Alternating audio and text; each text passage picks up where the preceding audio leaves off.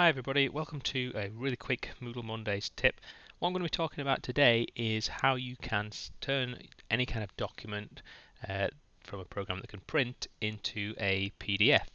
So a PDF is a portable document format. That's something that came up with by Adobe Incorporated. And the great thing about PDFs are that basically anybody can open them and put comments on them, things like that, but they can't change the document that you've sent them. So it can be quite useful where you want to give somebody a copy of something, but you don't really want them kind of reusing it, changing it. Alternatively, it's another good way that you might collect information from students that you want to comment and kind of give them a copy back with comments on. So what I've got here is I've got a Word document, I've got some images in it, some information, I've got a kind of a table here, stuff like that. I might want to send this to somebody, but as I say, I don't want them to kind of change it, use it, things like that. So what I'm going to do is I'm going to go to File, and then go to Print. So this is work from any program where you can print.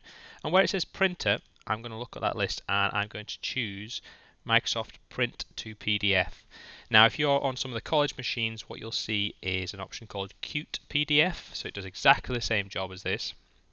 So just select that, either Microsoft Print to PDF or Qt PDF, hit print, and what you'll see is, rather than the normal information say that your document's printing, you'll get a window up saying, what do you want to save your document as, where do you want to save it. So I'm going to save my document as document01, really inventive name there. So that's me saving it. And once I've saved it, I can then go and use that document, send it to somebody, whatever I want to do. So I've opened my PDF document I've created up, and here's some useful tips for things we can do with it. If someone sends you a PDF document like this, you might want to give them some feedback. What you can do is you can highlight text using this highlight option.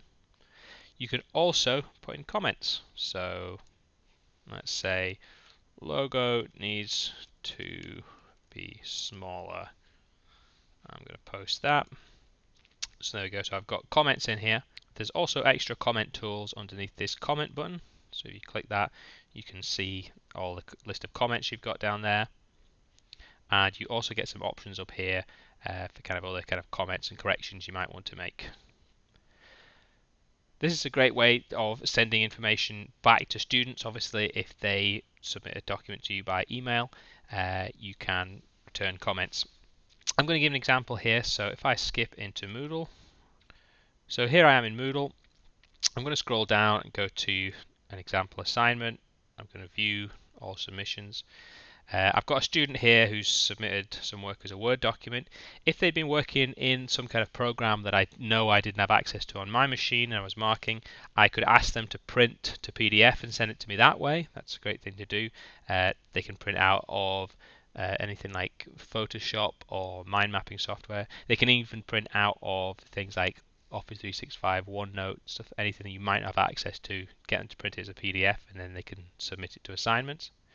I'm going to hit this icon underneath the grade column next to their name, and this is where I could put in their grade, information like that. I could give text, comments, feedback. What I'm interested in is this feedback files.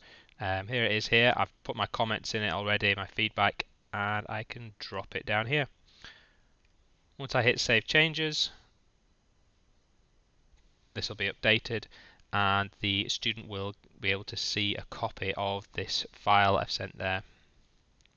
So if we take a look back on the assignment, we can see the file they submitted, and we can see my feedback file that I've given them. So they can look at that for feedback, and if I need to show evidence to an IV that I've given feedback, that's one way of doing it. So I hope that's been useful there, having a look at how you can print any kind of file to a PDF, how you can add some comments on a file, and an example there of how you could use it to maybe give feedback on a piece of student work.